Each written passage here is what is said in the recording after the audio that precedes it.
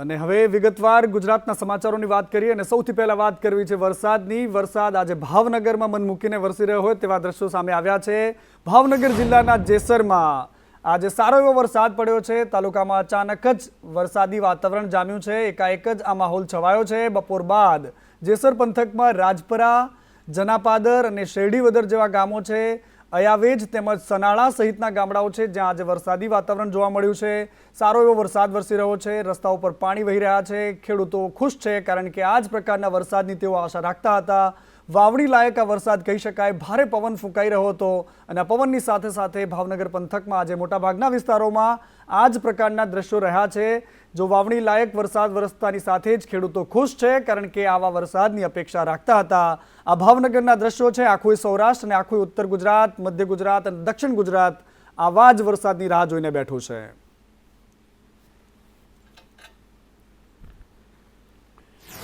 અને સૌરાષ્ટ્રમાં જ આજે બોટાદમાં પણ આ જ પ્રકારના દ્રશ્યો જોવા મળ્યા। બોટાદમાં શહેરમાં બપોર બાદ અચાનક જ ધોધમાર વરસાદ વરસ્યો। જોતજોતામાં રસ્તા પરથી પાણી વહેતા જોવા મળ્યા। શહેરના પાળિયાદ રોડ, ભાવનગર રોડ સહિતના વિસ્તારો છે જ્યાં આજે વરસાદ જોવા મળ્યો હતો, પરંતુ એની માત્રા જોઈએ તેટલી નહોતી।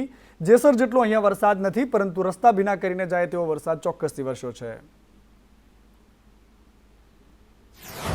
અને બાજુમાં જ અમદાવાદ છે, અમદાવાદ જિલ્લો પણ છે અને અમદાવાદ જિલ્લામાં પણ વરસાદ વરસી રહ્યો છે ભારે પવન સાથે। અમદાવાદના ગ્રામ્ય વિસ્તારોમાં આજે વરસાદ છે। બાગોદરા સહિતના વિસ્તારોમાં બપોર બાદ પવન સાથે વરસાદ વરસી રહ્યો છે। ધોધમાર વરસાદ ક્યાંક વરસ્યો છે તો ક્યાંક ભારે પવન ફૂંકાઈ રહ્યો છે। આ દ્રશ્યો બતાવે છે કે કેવી રીતે ફૂલ સ્પીડમાં પવન ફૂંકાઈ રહ્યો છે। આ હાઈવેના દ્રશ્યો છે કે જ્યાં તમને આ દ્રશ્યો જોવા મળી રહ્યા છે કે જ્યાં પવન પણ છે અને વરસાદ પણ છે। જિલ્લાના ગ્રામ્ય પંથકોમાં આજે ગાજવીજ સાથે વીજળીના કડાકા ભડાકા સાથે વરસાદ વરસતો જોવા મળ્યો। અને ખેડામાં પણ આજે વરસાદી વાતાવરણ જોવા મળ્યું છે। ખેડાના મહેમદાવાદમાં વરસાદી વાતાવરણ રહ્યું। આસપાસના ગ્રામ્ય વિસ્તારોમાં પણ વરસાદ પડ્યો છે। રીમઝીમ એ વરસાદ હતો, એન્ટ્રી થઈ ગઈ છે। ખેડૂતો આશા રાખી રહ્યા છે કે સારો વરસાદ થશે। કેટલાક વિસ્તારોમાં ખેડૂતોની ખુશી છે કારણ કે અહીંયા એમને લાગી રહ્યું છે કે વાવણી લાયક વરસાદ થઈ રહ્યો છે, પરંતુ આસપાસના તમામ વિસ્તારોમાં આવા જ વરસાદની અપેક્ષા રખાઈ રહી છે।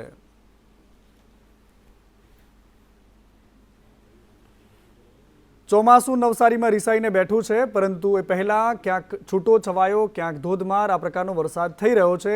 ગાજવીજ સાથે વરસાદ ક્યારે થશે એની વાત કરીએ તો રાજ્યમાં આગામી 7 દિવસ વરસાદ રહેવાનો છે, પરંતુ ચોમાસું હવે આગળ વધશે તે જ ગતિએ। રાજ્યના તમામ ભાગોમાં જામશે વરસાદી માહોલ કારણ કે રાજ્યના મોટાભાગના જિલ્લાઓમાં હવામાન વિભાગે આગાહી કરી છે। ભારે પવન ફૂંકાશે અને સાથે સાથે હળવાથી મધ્યમ પ્રકારનો વરસાદ રહેશે। દક્ષિણ ગુજરાતના તમામ જિલ્લાઓમાં ભારે વરસાદની આગાહી થઈ છે। સૌરાષ્ટ્રના તમામ જિલ્લાઓમાં વરસાદની આગાહી થઈ છે। ખાસ કરીને દાહોદ, મહીસાગર અને પંચમહાલમાં ભારે વરસાદની આગાહી થઈ છે। સાયક્લોનિક સર્ક્યુલેશન સક્રિય થતાં હવે વરસાદની આગાહી થઈ રહી છે। આગામી 2 દિવસ માછીમારોને દરિયો ન ખેડવા માટે સૂચના આપી દેવાઈ છે। तो आज के लिए हैवी रेनफॉल की वार्निंग दी गई है दाहोद, महिसागर, अरावली और पंचमहल के लिए। और डे 3 के लिए हैवी रेनफॉल की वार्निंग दी गई है वलसाड़, दमन और दादरा नगर हवेली के लिए। और बाकी डे 1 के लिए जो बाकी डिस्ट्रिक्ट हैं गुजरात रीजन के, वो सारे डिस्ट्रिक्ट कवर हैं जहां पर लाइट टू मॉडरेट रेन साथ में थंडरस्टॉर्म की वार्निंग होगी। और डे 2 की बात करेंगे तो डे 2 में भी सारे डिस्ट्रिक्ट कवर है जहां पर लाइट टू मॉडरेट रेन और साथ में थंडरस्टॉर्म की वार्निंग दी गई है। और डे 3, डे 4 और डे 5 के लिए गुजरात रीजन के सारे डिस्ट्रिक्ट कवर है जहां पर मेनी प्लेसेस पे लाइट टू मॉडरेट रेन का पूर्वानुमान है। આનંદો ગુજરાતીઓ, કારણ કે હવે ચોમાસું આવી રહ્યું છે। આસપાસ નહીં પરંતુ હવે આપણા સુધી પહોંચશે। 72 કલાકમાં ચોમાસું આગળ વધવાનું છે। અંબાલાલ પટેલ કહી રહ્યા છે, હવામાન નિષ્ણાંત છે। અંબાલાલ કાકા કહે છે કે 72 કલાકની અંદર ચોમાસું સક્રિય થઈ જશે। દક્ષિણ ગુજરાતના ભાગોમાં સારો એવો વરસાદ થશે। આહવા, ડાંગ અને વલસાડમાં વરસાદની આગાહી અંબાલાલ પટેલે કરી દીધી છે। વરસાદમાં ગતિવિધિ હજુ એટલી બધી પોષક નથી એટલે લોકો વરસાદની રાહમાં છે। ખેડૂત ભાઈઓ વરસાદની રાહમાં છે અને ચોમાસું હવે સક્રિય થયું છે। આગામી 72 કલાકમાં આ ચોમાસું આગળ વધશે। જેમાં દક્ષિણ સૌરાષ્ટ્રના ભાગો, ભાવનગરના ભાગો, અમરેલીના ભાગો, જૂનાગઢના ભાગોમાં ચોમાસું સક્રિય થશે. ધીરે ધીરે આગળ વધતું ચોમાસું તારીખ 24થી 26 સુધીમાં તો મધ્ય ગુજરાતના ભાગો, વડોદરા, નડિયાદ, આણંદ, અમદાવાદના ભાગો સુધી આવી શકે. મુશ્કેલ નક્ષત્રમાં વરસાદ નથી પડ્યો તે એકંદરે ખેડૂત ભાઈઓ માટે કંઈક સારું પણ થાય, કારણ કે ગરમી પડી રહી છે. ગરમી પાડે એટલે નેચરલ કંટ્રોલ થાય. મુશ્કેલ નક્ષત્રમાં જીવજંતુ વધતા હોય છે, એ કોશેટામાંથી ઈયળો પણ વધતી હોય છે. એટલે આ વરસાદ જે છે એ નેચરલ કંટ્રોલ થયો છે અને આદ્રા નક્ષત્રનો વરસાદ સારો ગણાય. અને આ સારા વરસાદની આશા રખાઈ રહી છે. અરવલ્લી જિલ્લામાં ખેડૂતો દુઃખી છે, કારણ કે વાદળો દેખાય છે આકાશમાં, પરંતુ વરસાદ નથી થતો. ખેડૂતો એટલા માટે ટેન્શનમાં છે કારણ કે ચોમાસું સિઝન છે, વાવણી માટે સારા વરસાદની આશા રાખીને બેઠા છે. ખેડૂતોએ ખેતરમાં ખેડ કરીને ધરતી તૈયાર રાખી છે કે ક્યારે સારો એવો વરસાદ આવે ને વાવણી થઈ શકે. ચોમાસું વાવવા માટે હવે લેટ થઈ રહ્યા છે. 15થી 20 જૂન વચ્ચે વાવણી લાયક વરસાદ પડતો હોય છે જનરલી, પરંતુ આજે 20 તારીખ 21 તારીખ થઈ ગઈ છે, હજુ સુધી સારો વરસાદ નથી પડ્યો. 10 જૂન બાદ પ્રી મોન્સૂન એક્ટિવિટીની શરૂઆત થઈ ગઈ હતી, જેના આધારે ખેડૂતોએ 3000થી વધારે હેક્ટરમાં કપાસ, મગફળી, સોયાબીન, મકાઈ સહિતના ઘાસચારાનું વાવેતર કરી દીધું છે. કેટલાક ખેડૂતોએ ખેડ કરીને તૈયાર પણ રાખ્યા છે, કેટલાક ખેડૂતોએ પોતાના ખેતર, અને આ બધાની વચ્ચે હવે રાહ જોવાઈ રહી છે મેઘરાજાની. અત્યારે પાકમાં મગફળીનું વાવેતર કરેલું છે, મરચીનું વાવેતર કરેલું છે, પણ અત્યારે પાણી બિલકુલ છે જ નહીં. પાણી આમ પોકે એમ જ નથી. વરસાદના એદાણથી વાવેતર થઈ ગયેલું હતું, હવે પાણી નહીં પોકે તો 100% ખેડૂતોને નિષ્ફળ જ જવાનો છે પાક. વરસાદ આવવાનો નથી એવા લાગે છે એદાણ. આમ તો જનરલી 15-20 જૂને વરસાદ આવતો હોય છે, તો આગળ 10 તારીખની આજુબાજુ વાદળા બંધાયા એ હિસાબે અમે મગફળીનું વાવેતર આખા જિલ્લામાં લગભગ 3200 હેક્ટરની આજુબાજુ મગફળી, કપાસ તેમજ સોયાબીનનું વાવેતરનું કરીને પણ હજી સુધી વરસાદ આવ્યો નથી. એટલે હવે એમ લાગેલું કે આજે જૂનું બિયારણ વાવેલું છે એ બધું નિષ્ફળ જશે ટોટલ જિલ્લાઓમાં. આરોપીઓને પકડી લીધા છે, અને પરંતુ આ 2 બાઇટ ચાલી એના પહેલાં તમે સૌથી પહેલાં જેમને સાંભળ્યા હતા એ પ્રફુલભાઈ પાનસેરિયા હતા, રાજ્યના શિક્ષણ મંત્રી છે. તેઓ કહેતા હતા કે બધું જ તમારે ધ્યાન રાખવું પડશે, પરંતુ સરકારની જરૂર શું છે જો તમારે જ બધું ધ્યાન રાખવાનું છે? પોલીસની જરૂર શું છે જો અમારે જ બધું ધ્યાન રાખવાનું છે? આરટીઓની જરૂર શું છે જો અમારે જ બધું ધ્યાન રાખવાનું છે? સાહેબ, વાલીઓ તમને આ સવાલ પણ પૂછે છે. સરકારની જે જરૂર છે તે તમારે કડકાઈથી એનું પાલન કરાવવું પડશે. હા, એ વાત પણ આપણે નજરઅંદાજ ન કરી શકીએ કે વાલીઓએ પણ આ વાતમાં સતર્કતા રાખવી જોઈએ.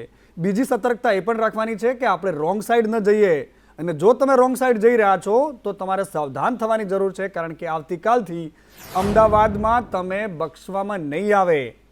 આના માટે અમદાવાદ પોલીસ આવતીકાલથી રાઇડ શરૂ કરવાની છે. ડ્રાઈવ થશે શરૂ, અને આવતીકાલથી 10 દિવસ સુધી આ ડ્રાઈવનું આયોજન થયું છે. ગુનો નોંધાશે, કાર્યવાહી થશે. ટ્રાફિક અને સ્થાનિક પોલીસ આ ડ્રાઈવમાં જોડાવાના છે, અને ડ્રાઈવમાં જો તમે પકડાશો તો પોલીસ તમારી સામે કાર્યવાહી કરશે.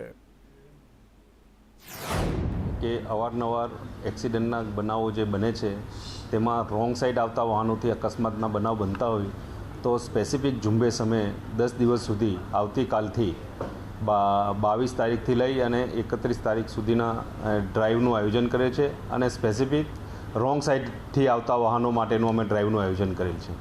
અને રોંગ સાઈડથી આવતા ભયજનક જે ડ્રાઈવરો છે ડ્રાઇવિંગ કરતા હોય છે એમાં 184 હેઠળ સ્થળદંડ લે છે, પણ આ વખતે અમે એમાં ગુનો દાખલ કરવાના છે 279 184 હેઠળનો, કે જેની FIR કરી અને ગુનો દાખલ કરી અને કાર્યવાહી કરવામાં આવશે. અને આખા ખેલમાં જે સૌથી મોટું કારણ છે તો એ છે ભ્રષ્ટાચાર. ભ્રષ્ટાચાર ખિસ્સા ભરો અને બાકીની દુનિયાનું જે થવું એ થાય. આપણા ખિસ્સા ભરાવા જોઈએ. આ રાજકોટની જનતા ખૂબ સારી રીતે જાણે છે કે એની પાછળ માત્ર ને માત્ર ભ્રષ્ટાચાર છે, પરંતુ રાજકોટના મોટા નેતા, પૂર્વ રાજ્યપાલ રહી ચૂકેલા, નાણામંત્રી રહી ચૂકેલા વજુભાઈ વાળાએ કહ્યું છે કે મન કરતાં આત્માનું જો કોઈ સાંભળે તો ભ્રષ્ટાચાર ન થાય. અને આવું કહ્યા બાદ કોંગ્રેસને દોડવા માટે ઢાળ મળ્યો. આ બંને નેતાઓ વચ્ચે શું વાત થઈ એ પણ જાણી લઈએ. વ્યક્તિના શરીરની અંદર જે કોઈ કૃત્ય કરે તો એનું મન એમ થાય કે હું આ કરું કે ન કરું, આ ફલાણાના હું કરપ્શનના પૈસા લઈ લઉં કે ન લઈ લઉં. તો લીએ કે ગામ આખું લે છે, આપણે લઈ લ્યો ને એની બુદ્ધિ એમ કહીએ તો એ પૈસા લઈ લઈએ, પરંતુ એનો આત્મા છે ને, દરેક વ્યક્તિનો આત્મા કોઈ દિવસ ખોટું કર્મ કરવાનું કહેતો નથી. આત્મા જે કહે એ જ આપણે કરવું જોઈએ. આપણે કહી કે તમારા આત્માનો અવાજ શું છે, એ આત્માનો અવાજ આપણે આપણા જીવનની અંદર ઉતારવો જોઈએ. વજુભાઈએ યોગ દિવસે સત્યવાણી ઉચ્ચારી કે આ સરકારમાં ભ્રષ્ટાચાર નથી, પણ ભ્રષ્ટાચારમાં આખી સરકાર છે. જે રીતે કર્મચારી અધિકારીઓ ભ્રષ્ટ છે, પણ એને રક્ષણ આપનારા કોણ છે? આખા તંત્રની અંદર અધિકાર રાજ વ્યાપી ગયું છે, એની માટે જવાબદાર કોણ? વર્ષોથી ભાજપાનું શાસન હોય અને ભાજપાના આશીર્વાદથી સાજીદારી ભાગીદારી ચાલતી હોય અને નાના માછલીઓને દંડ કરવાનો પકડાય તો અને મોટા મગજને સાથે લઈ લેવાના, આ નીતિના કારણે ગુજરાતમાં ગામથી લઈને ગાંધીનગર અને શહેરથી લઈને સચિવાલય સુધી ભ્રષ્ટાચારના ફાઇબર ઓપ્ટિક છે. કરવી છે ફિલ્મની કે જેના માટે ઘણા સમયથી વિરોધ થઈ રહ્યો છે, ખાસ કરીને વૈષ્ણવો વિરોધ કરી રહ્યા છે. એ ફિલ્મ લઈને એક ગુજરાત હાઈકોર્ટમાં મામલો પહોંચ્યો. હાઈકોર્ટના તમામ જજોએ એ ફિલ્મ જોઈ અને ત્યારબાદ એ નિર્ણય પર પહોંચી છે ગુજરાત હાઈકોર્ટ કે હવે આ ફિલ્મ રિલીઝ કરવામાં આવે. જજોએ ખુદ આ ફિલ્મ જોયા બાદ એ નિર્ણય પર પહોંચ્યા છે કે આમાં કોઈ એવી વાત નથી કે જેના કારણે અમે ફિલ્મ પર રોક લગાવીએ અને એટલા જ માટે હવે આ ફિલ્મ રિલીઝ થશે. વૈષ્ણવ સમાજની માંગણી હતી જેને હાઈકોર્ટે ફગાવી દીધી છે. આગામી દિવસોમાં આ ફિલ્મ રિલીઝ થશે. નામદાર હાઈકોર્ટનું અવલોકન એવું છે કે આ પિક્ચરમાં જે ગંભીરતા અમે બતાવી હતી એવું કશું છે નહીં અને કોઈ ચિંતાજનક કોઈ ધર્મને કે વર્ગને નુકસાન થશે નહીં એવી એમને પિક્ચર જોયા પછી ખાતરી થતાં આ સ્ટે ઉઠાવ્યો છે અને મહારાજ પિક્ચરને રિલીઝ એ લોકો કરી શકે છે. અને મહારાજ ફિલ્મને લઈને વૈષ્ણવ સમાજ વિરોધ કરી રહ્યો છે. ડાકોરના સંત વિજયદાસજી મહારાજ છે, તેમણે પણ એક નિવેદન આપતા કહ્યું છે કે ફિલ્મથી હિન્દુઓના ભાગલા પાડવાનું આ ષડયંત્ર છે, અંદરો અંદર લડાવવાનું આ ષડયંત્ર છે, એટલા માટે કોઈએ ફિલ્મ ન જોવી.